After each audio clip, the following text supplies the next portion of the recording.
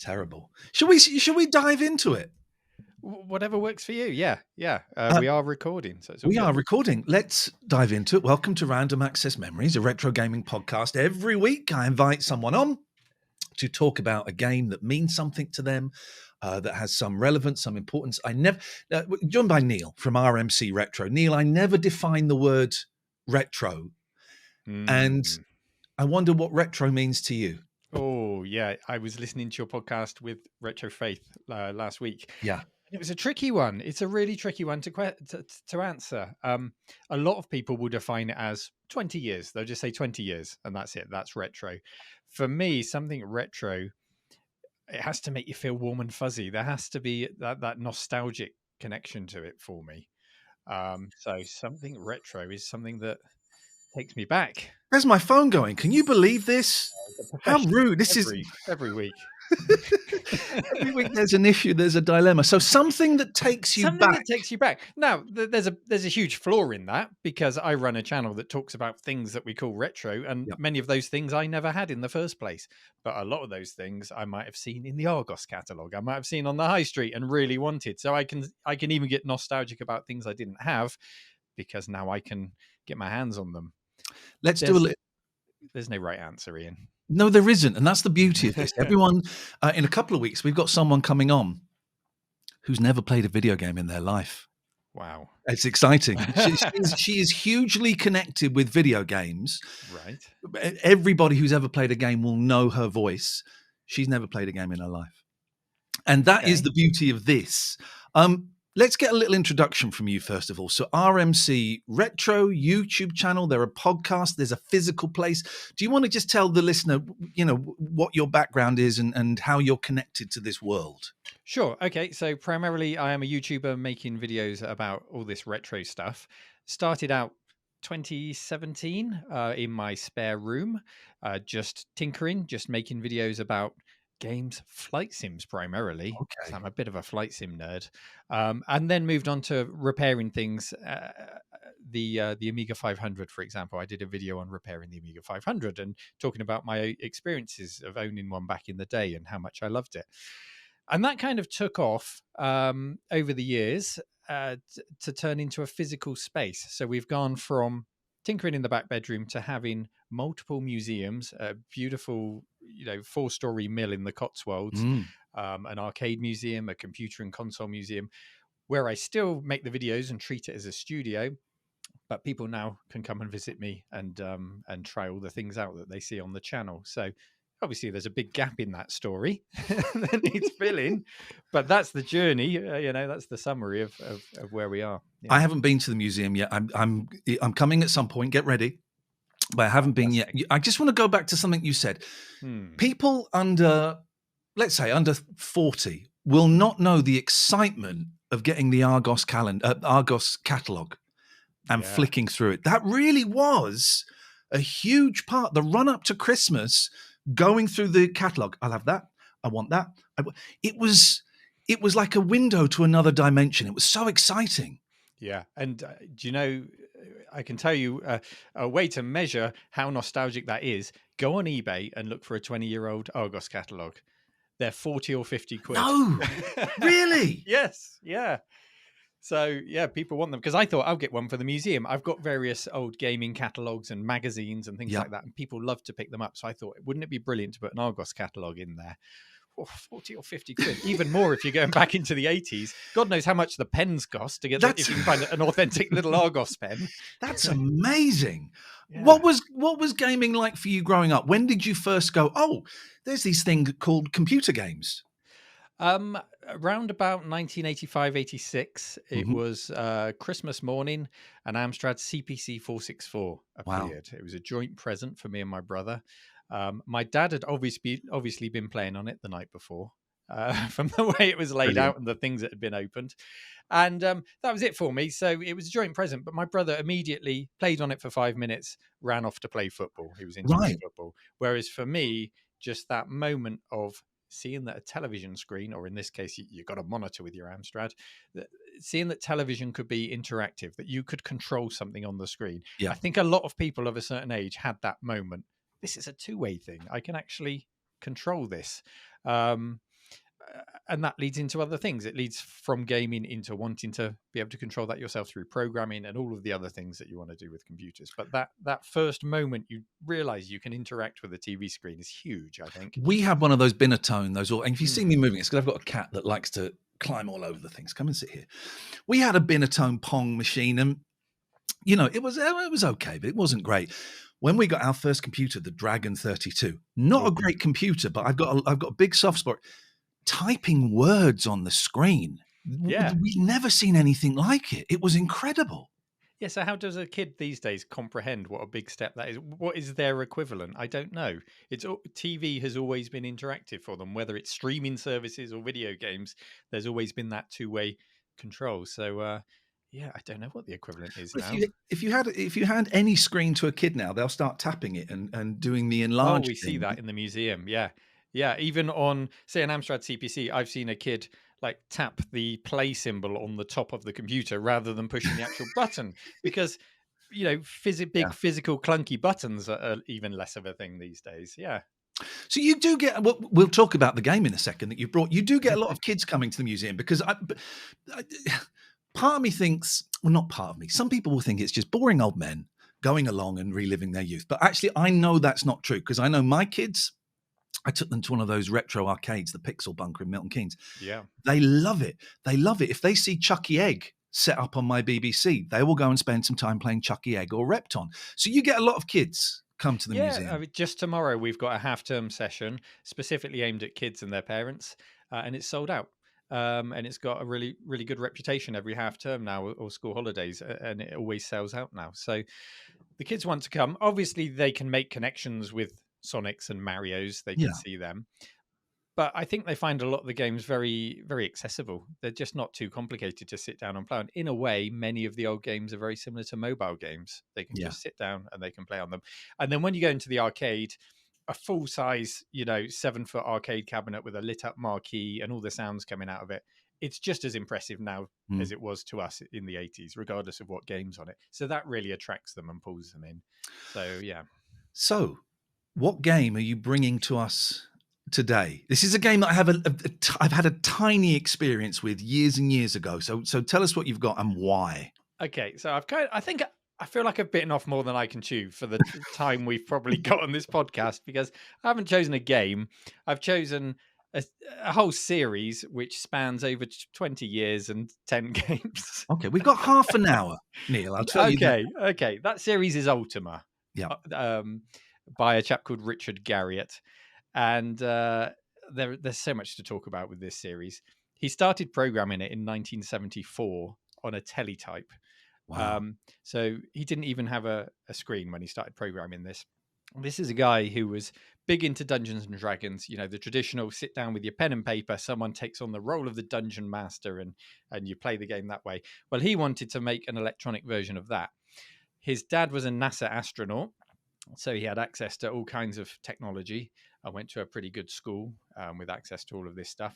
So he had access to a teletype machine, an electronic typewriter, into which he had a punch reel of paper, which he punched his program into. Wow. And he wrote a Dungeons and Dragons game. And when he finished the first one, he thought, I can do this better. So he did it again, and he did it again. And he wrote 28 versions of this game through the 1970s. Until finally, his dad turned up one day with an Apple II computer with a screen. And of course, he thought, okay, I can turn my game into a video game now. So version 28B of Dungeons and Dragons actually had graphics, and he wrote his first video game, and that was 1979, a game which he called Akalabeth, which many considered to be Ultima Zero. Right. And from there, he just carried on doing the same. I can do better. And he just kept rewriting his dream Dungeons and Dragons game, which became the Ultima series. This is incredible. And this is a real, he's inventing this stuff because before 1974, what is there? Not a lot. There's a few of those massive computers in a couple of universities, maybe a text, Colossal Cave, maybe Space Wars or something like that. He's inventing something as he goes. He really is, yeah. And it really took off for him because he had a job at a place called Computerland where the owner saw him tinkering with his Apple II program and said, "Do you know what? That's better than the games we've got, the few games that we've got on the shelves here. And most of the games we've got are just rip-offs of Pong or whatever's in the Mhm. arcade. You've created this entire world. Stick it on the shelves." So his mum drew the art for it. He put it in a little Ziploc sandwich bag, hung it on the peg, and within a few months, a publisher called I think it was California Pacific picked it up, and it had sold 30,000 copies. Wow. He got $5 a piece. In today's money, he made £600,000 on That's his incredible. first game in a sandwich bag. Absolutely crazy. And again, to young people, we're speaking Chinese because, first of all, my kids laugh at me if I buy a game on a disc. Why Yeah. do you want that? But also, I remember the early days of the Dragon, 82, 83, I'd have been 9, 10, 11. You'd get a magazine and you would go through adverts in the back, and there would be people selling the games Mm-hmm. they had written themselves, and they would come in little Ziploc bags, black and white Xeroxed covers, if you were lucky. And that was how you got your games to start with. You didn't know what you were going to get. And it's this homebrew thing that you're talking about, this homemade thing that suddenly, for some people, grew into a massive business. It did. It grew into a huge business, and from that he started his own software company called Origin Systems. So he flirted with Sierra and with a couple of other publishers, and then he thought, you know what, I can do this better with my brother, and set up his own company, and went on from there. And so successful was he in his company that 2008 he himself went up on a rocket to the International Space Station and followed in his dad's footsteps, but of course Wow. paid for it because he wasn't employed by NASA. So, that's a measure of the success he had through these games. But yeah, it's so significant. Sorry, Ian, I interrupted you. No, you interrupted me, interrupting you. Just saying, going to space has never appealed to me at all. It's the one thing I go, I'm terrible on roller coasters. And so going up into space, which is just like one giant roller coaster, I'm not interested in that at all. I don't know if that's something that would appeal to you. I used to work for a company that own a lot of the theme parks. And so I would go on staff test days before they opened to the public. So, we would test the roller coasters for the start of the season, make sure they were safe. I'm okay with that. Oh, really? Okay. I took my boys to Chessington, which is lower down the fear factor. Yeah. I can't do it. We were lucky enough to go to Universal in Japan in the summer, and just some of the mate. I'll go on the Jaws ride. I'll go on a little one, but I that stuff where you spin backwards and go up and down, I'm fine. Thank you very much. But you're great with that stuff, are you? Well, it was 10 years ago. It may be a different story now, but it was fine then. We should probably say we've talked about the game, but we don't know what it is. What is Ultima? So, a Calabeth, so Ultima Zero, is considered to be the first ever RPG, published RPG. Right. So he basically invented computer role-playing games. And from there, with each iteration, as I say, he thought he could program it better, and indeed he could. He made a better and better engine each time, which really pushed the boundaries of computers with each release. It was actually Ultima 6 that I got on board with the series, so I was a little bit later in the series. And then Ultima 7 is really Richard Garrett himself says that he considers 4, 7, and Ultima Online to be the pinnacle of the series. And I know this because I was fortunate enough to interview the guy during lockdown a couple of years ago. Okay. Which was, on the whole journey of the YouTube channel, probably a highlight for me, and of course talking to you, Ian. But thank you very much. I appreciate that. There's no need to, but it's appreciated. He's always been, a hero of mine. So to get the chance to actually interview him, enabled by the success of the channel, was just a dream. And we got to hear these stories. How did you get that? Did you just email him? Because one thing I found, I'm big into 60s music. And I would email the websites of this Roger McGuinn from the Byrds or John Sebastian from the Loving Spoonful, asking for an interview. They would get back. It was either them or their wives that would write back going, yeah, when do you want to speak to them? And I'm like, oh my God, these people are approachable. Was it that easy for you to get him? It was that simple, but I will caveat that it was during lockdown, and I think people just had a lot of spare time. Yes. Yeah. so so they were just filling their time. So but it was, and it helps when you've got a platform for them to say, okay, are people going to hear my story? Is it worth my time? And of course, plenty of people got to hear that through the channel. So yeah, very fortunate to be in that position. What did it feel like when, just 5 minutes before that Zoom meeting or whatever it was, when you meet online to interview? Were you nervous? Were you excited? Oh God, bricking it, Ian. Absolutely bricking it. And my way of getting through anything like that is to try and be as prepared as possible. But in the example of an interview, you can be over prepared. Mhm. You can just then sound like you're trying to read from a script or something like that. So you've got to find that balance. The most frustrating one for me was Peter Molyneux. Booked him for an interview. Okay, yeah. 3 times he cancelled on me. Now, and every time I spent like a day prepping and making sure I was ready. Oh no, he didn't turn up. Peter Molyneux, I don't know. Listen, this podcast, I am an enthusiastic amateur, right, with huge gaps in my knowledge. The shows you do this week in retro and the other things, you lot are far more knowledgeable than me. However, I know that Peter Molyneux has created some incredible games. He's also considered by some to be the king of bullshine. And he kind of, I guess the truth lies somewhere in the middle. I'm not totally sure. When did he cancel? Like a few minutes before? Just didn't turn up. We had a time arranged, just didn't turn up. Yeah. Rude. And I had to communicate through his PA in that example. And just didn't work out. So the third time I just said, "Oh, just forget it. I'm losing too much time prepping for this if he's not going to turn up." Anyway, there are some, I guess, comparisons to be made between Richard Garriott and Peter Molyneux in the later years, because Ultima evolved to become Ultima Online, which was just this huge, massively multiplayer online version of Ultima before World of Warcraft took off. This thing was huge. This was just at the cusp of broadband, so we were still dialing up on our modems to get into it. Thousands of people playing this role-playing game. And a lot of things were learned through this game. And one such thing was a housing market evolved in the game, where you build a house, you have a deed, you can transfer that deed to someone else. So people then started selling these on eBay for as much as $10,000 for a castle. Okay, wow. So this whole housing market evolved. And so if you fast forward 15, 20 years, Electronic Arts have got the rights to Ultima at this point.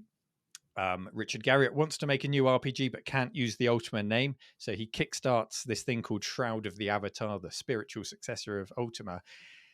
And it was such a letdown because it seemed that a game had been built around a virtual housing market with a game tacked on. And the whole intention was like, how can we monetize this kind of thing? And that all felt very Peter Molyneux in its approach. Yeah. Why do you like it so much? What does Ultima do for you? It takes me back to a time. So Ultima 6, Ultima 7 was, and UO was the peak for me. So I was late teens. I had a lot of spare time on my hands, and what seemed to be unfolding in front of me on my screen was just this limitless world in which everything could be interacted with. Like, I mean, everything. You could read books on the shelves. You could grow corn, grind it into flour, bake bread. Everything in this world was living and breathing in a way that I'd never seen in any game before. So whether or not you even followed the quests, you could just go and slay all the villagers if you wanted and put them in a chest. You could do whatever you wanted. There was a system of virtues and morals, which meant you wouldn't be able to complete the game if you behaved in that way. But you just go back to a saved game when you've had your fun, and then carry on. When you've had your fun, those are the words from a very sick man. It was very sinister, wasn't it? Yeah. So it was just this great big sandboxed game, completely interactive. And Richard Garriott also really pushed the concept of feelies. So when you got your game, you got a cloth map, you got like a gemstone, you got a coin, you got all of these things. And then within the game, after game 4 onwards, you were known as the Avatar. So you were playing yourself within the game. So of course, if you feel like you're yourself within the game, you carry your own morals within the game. So you've got yourself in the game, you've got this physical connection with the feelies, you've got your map on the wall. It's just all encompassing and engaging, and it was just really nice. When I was growing up, when I was a kid, and I had Mm. my BBC Micro. We progressed from the Dragon to the BBC Micro because it was educational. You had an interesting computer history from Dragon to BBC. My parents just wouldn't listen. And the dream from, even having that BBC was to play games with friends remotely. And I remember my friends, Christopher and Orlando, and they had a BBC. They were really lovely guys. They were also liars. In this instance, in case they're listening, in this instance. And they told me, they said, you never guess what happened last night. We were on the BBC and suddenly this clock appeared and we were getting messages from other people. And I'm like 10 years old going, oh my God, this sounds awesome. And they said, yeah, all we did was we put the phone next to the computer. So that evening, and you had to take the computer out to the phone in the hall. I'm there with the phone and I'm typing hello. And of course, nothing is happening. But the dream from that age was to play remotely with friends. And late 90s, early 2000s, that suddenly became impossible. And again, was huge. What was Ultima Online like for you, making that leap from playing at home on your own to suddenly entering a world with other people? Well, it wasn't the first online game I played, but it was the first online game I played where you had literally thousands of people within the game world. It wasn't just 2 or 3 people. Yeah. So it elevated Ultima from feeling like a living, breathing single player game to a living, breathing game where anything could happen. A random dude might just run naked past you, pursued by a bear. Or I'll come back in a second. Well, I'll tell you why that point has hit with me, because I played a few of these games back in the day. I remember playing Half-Life for the first time on dial-up, and people glitching and hanging in the air, but it was so exciting. EverQuest I played for a bit. Now I did try Ultima, and it sounds like this happened in one game, and I couldn't remember what it was. It must have been Ultima. Spawned in, first ever game, built up my character, all of that. And I went up to someone, it's Ultima Online, and said, I've never played this before. What did this? Oh, this is great. Follow me and I'll give you some weapons and some gems or whatever. So he took me up an alleyway. He said, right, I'm going to give you some armor. Take your clothes off. I went, okay, took my clothes off and gave them to him. And then he ran off. And I'm in my first game naked. That would have been Ultima, would it? That sounds pretty typical. I didn't do that to anyone, but I saw it happen a lot. And this is another problem with the game, is that if you weren't really there from the start, you're joining a game where people have been playing for years and have got all the power. Yeah. And the most powerful ones were often the naked ones, because they'd leveled up so much that, they were untouchable. So they would kind of fool you by pretending to be unarmed. Yeah. And then take you down. But what a wild world to be suddenly. Honestly, I was so thrilled that I'd been conned in that way. I thought, what a game. This is amazing. Do you still play it? When did you kind of start moving away from Ultima in any of its incarnations? You can still play Ultima Online using fan-run. They're called shards, the online service. So you can still log on, but it's a real hardcore group of people that run it now. World of Warcraft really took over. Yeah. And knowing how addicted I was to Ultima Online, I didn't touch World of Warcraft. I knew it would be such a time sink. And, I was moving into the realms of having to hold down a full-time job. It just wasn't possible. So beyond that, Shroud of the Avatar, dipped into it, saw what it was, and was bitterly disappointed with it. And so it's really in the past for me now. There is a fan project on which you can play Ultima 7 on a modern computer. Wish I could remember the name of it off the top of my head now, but it's not hard to find. So I would say anyone who's interested, perhaps start with that and Ultima 7 and see how you get on with it. Yeah. It's I did watch a video last night of someone playing it now. Yeah. It still looks beautiful. That art style is just gorgeous. It is. Are you talking about Ultima 7 specifically? This was Ultima Online. Oh, online, yeah, very similar to that isometric view, 2D, really nice. And Ultima did dip into the 3D world with Ultima 9, because the late 90s, everything had to be 3D. Oh God, didn't it? So they tried to make a 3D version of it, which was buggy as hell. And part of the reason it was so buggy was because 9 and Ultima Online were developed at the same time. Electronic Arts said, we don't know why you're making Ultima Online. Nobody's interested in that kind of game, because such a thing had never been successful before. Yeah. And then as soon as they trialed Ultima Online and saw how successful it is and realized, hang on a minute, we don't just sell the game, we sell a monthly subscription.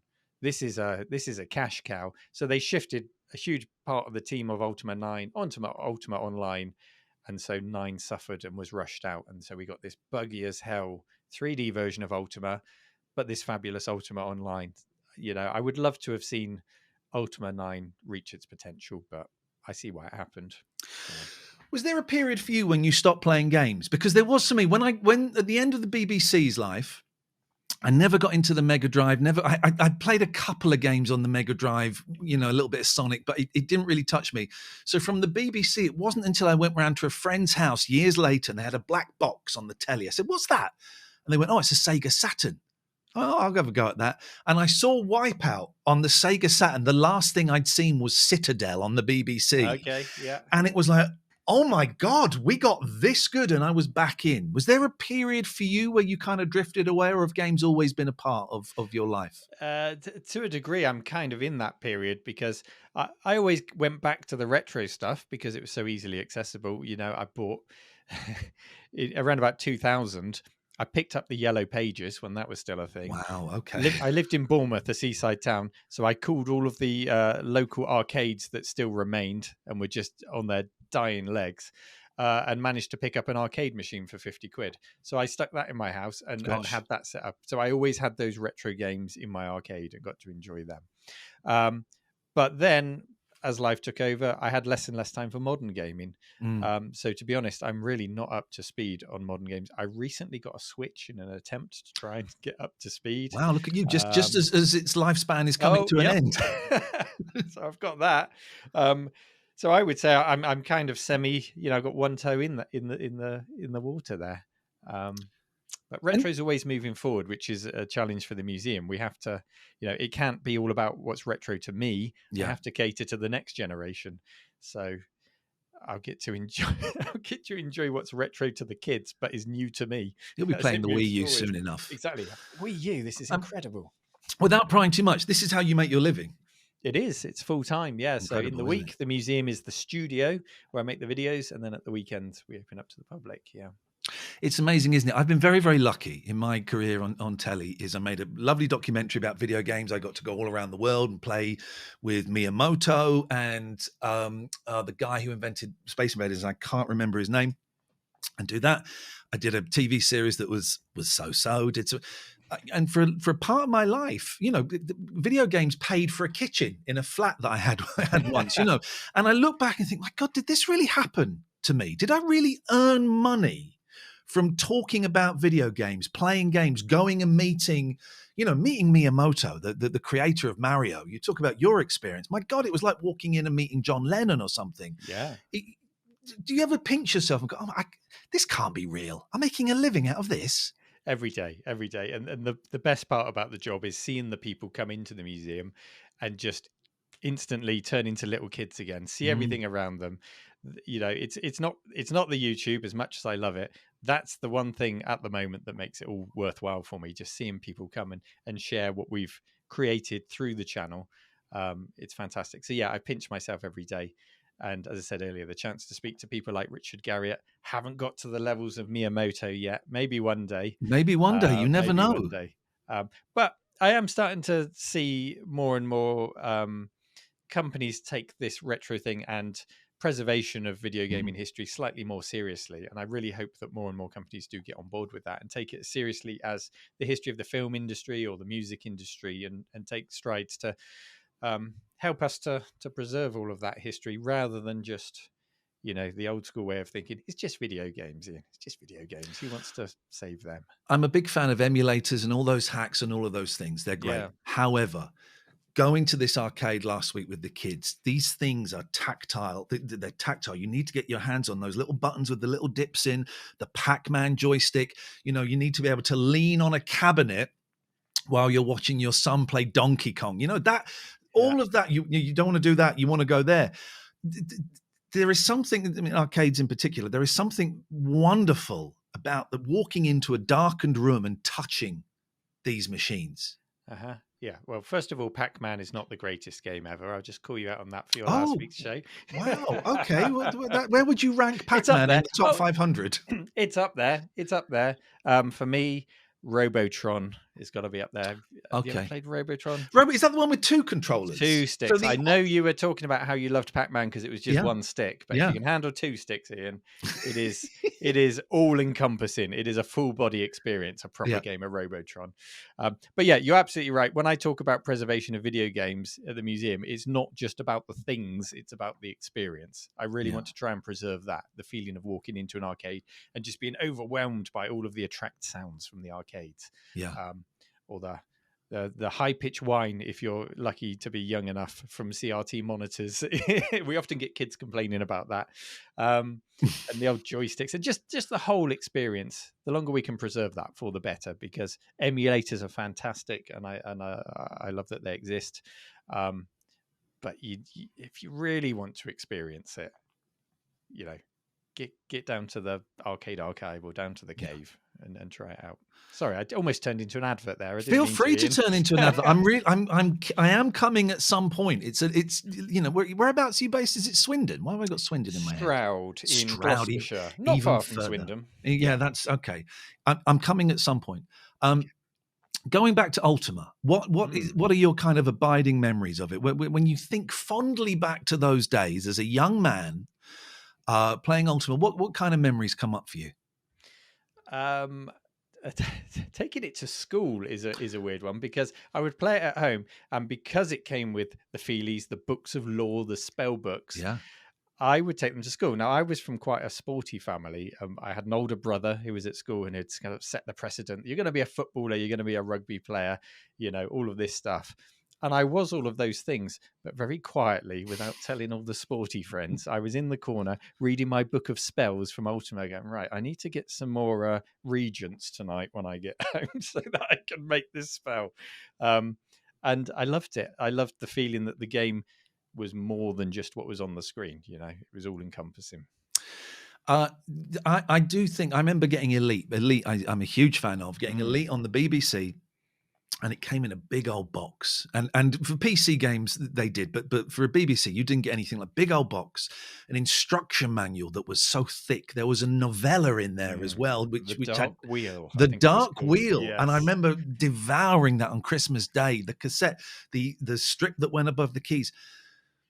And again, oh God, I sound like an old man, and there's a good reason for it. It's because I am an old man. We are. My kids downloading Spider-Man 5 on the PS5. There's nothing there. I want to touch something. I want to put it on the shelf. I want to see it. I don't want to, scroll through a menu and go, oh yeah, I've got that. But that is me just being old, isn't it? Yeah. It is, but these things were also great for the imagination gap, I guess, with the games, because the graphics were so simplistic on some of these games. To read a novella, to fill in the blanks, or even just playing the game, you would just expand on the game's universe just by filling in the blanks. I think that's something that's missing from modern games, because you don't need to. You look at Spider-Man 5, and it's so realistic that there's no space to fill in those blanks. So that's where things like the novella came in. There are still some companies doing sort of limited run big box games. It happens from time to time, and I love it when they do. And re-releases of games, but they're few and far between, which is why in the museum I've recreated, you'll see this when you come and visit, I've recreated W.H. Smith's from the 90s. I've seen pictures of it. It looks incredible. Yep. My favorite room. I've got a BMX parked outside. You go in there and you just take in the smell is the first thing that hits you. The smell of all the old cardboard boxes and the manuals inside them and everything. Oh, it's such a beautiful experience. Yeah. You talk about me being a weird kid with the dragon and the BBC. I wasn't allowed a BMX. I had a grifter. Okay. But my grifter was my dad. I may have told this on here before. My grifter was stolen. My dad used to work at the BBC in the props department, and he came home one day with a grifter, and he said, "Yeah, I stole that from Grange Hill. That's Pogo Patterson's grifter." So, Whether Wow. that was true or not, I don't know. But he did wake us up one day, take us to the lock-up garage, and there was a Dalek in there. So anything is possible. Oh wow! What happened to that grifter? Did it just get ridden to death? Or? It got ridden to death. It must have. I remember I put on a blue and yellow tire on the back because I thought it would make me do stunts better. I miss all of that nonsense. Neil, so lovely to talk to you. And you, thank you, Ian. Thank you for bringing Ultima. You do have other business as well. I'm a recent convert, and I say recent, maybe the last 2 or 3 months, to the podcast This Week in Retro, which I absolutely devour. That's on all your usual podcasts services. It is. We're looking forward to having you as a guest next week. So I'm a little bit nervous because you guys know your stuff, and I don't know stuff. I just talk enthusiastically. That's all we ask for. Okay. Anything else that people need to know about you, where they can find you and stuff? Just look for RMCRetro on all the socials, on YouTube. Head to retrocollective.co.uk if you want to visit the museum. And that's it. That's me. I must ask though, Ian. Yes. You ask people to present a game to you each week. Yeah. What do you do with the games? Is there like a room 101 that you put our games into? I take them outside, I clean them, and I burn them. No, I don't. What I do is I let them float around in everyone's memories. And here's what I really hope. I hope at some point someone goes, oh, do you know, I never heard of that, but I booted it up and had a go on it. And it was a lot of fun. That I like the idea of. And also in the previous few, this is only episode 5 or 6, I'm not quite sure. So many people have got in touch and said, oh my God, I can't believe anyone else remembers that game. Mm-hmm. And that for me is what this is about. I'm putting it out into the universe and seeing what comes back to us. I agree. And I think that's why what we do has exploded on YouTube and other channels in the last 5, 6, 7 years. Because if you think back to when you were a kid and you were into Elite and all the other things, if you saw a single snippet of a video game on a TV show, you devoured that moment. Oh yeah. You just devoured it because there was just nothing speaking to you saying, hey, you're a normal kid. This is what normal kids are doing. So when things, that's why we devoured Games Master. That's why we loved, Thumb Bandits when you were doing that and everything else. And now YouTube has empowered us to be able to share these stories. Yeah. We're all gobbling it up like we're 12-year-old kids again, going, yes, this is the content we always wanted. Fred Harris and Ian McNaughton Davis are heroes to me. Exactly. So lovely to see you, Neil. Thank you so much for your time. Thank you, Ian. That was a great rehearsal. Shall we do it? Thank you so much for watching. Now is the time where I like to thank my wonderful Patreons. I'm going to look at this screen here and then I'm going to turn back and go, Martin Warren, yes, please. I'm going to go Craig Hannon. Sam Hughes, you get the salute, and Harsh Singh, you get the thumbs up, turn to an angle, you got a Fonzie. But special thanks goes to Matt Stanley Evans, executive producer of this episode. If you want to support the show, you want to get the videos and the podcast before the public, and you want to get the podcast without any adverts, go to patreon.com/Iain Lee, patreon.com/IAINLEE. Thank you very much for watching.